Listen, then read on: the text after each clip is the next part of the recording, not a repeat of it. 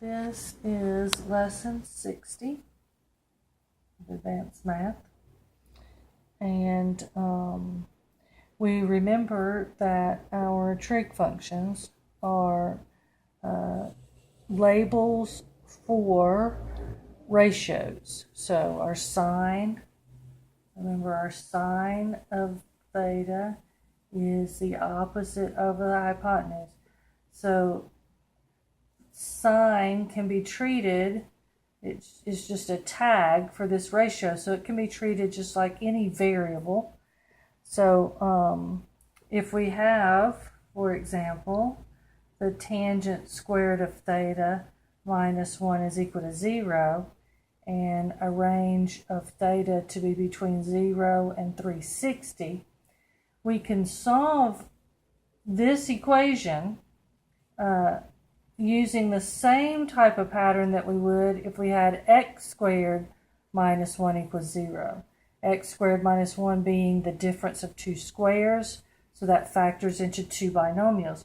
So the tangent squared of theta minus 1, we can factor into the two binomials, tangent of theta minus 1 and tangent of theta plus 1 has to equal to 0. And we remember from our algebra that if we have a product equal to 0, then one of the two factors has to be equal to 0. So tangent theta minus 1 equals 0, or tangent theta plus 1 equals 0. So either the tangent of theta is equal to 1, or the tangent of theta is equal to negative 1. So that means theta is inverse tangent of 1, or theta is inverse tangent of negative 1. And we remember with our reference triangles, our 45, 45, 90 reference triangle that has the two sides as 1 and the hypotenuse is the square root of 2, that the tangent of 45 degrees is the 1.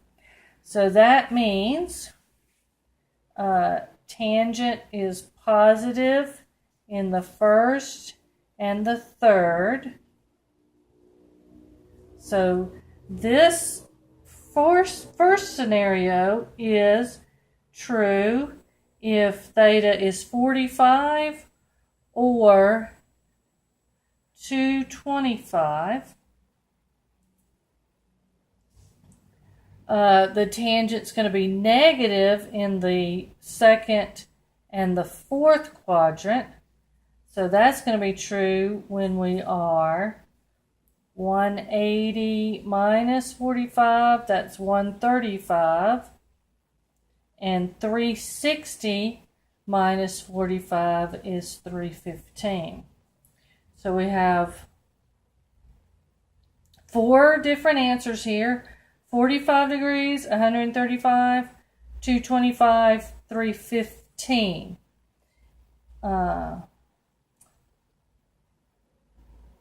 So the pattern is that we're going to factor our equation just like we would with any other variable. All right, that's the first part of 60. We'll be back in just a minute with the second part of 60. Thank you.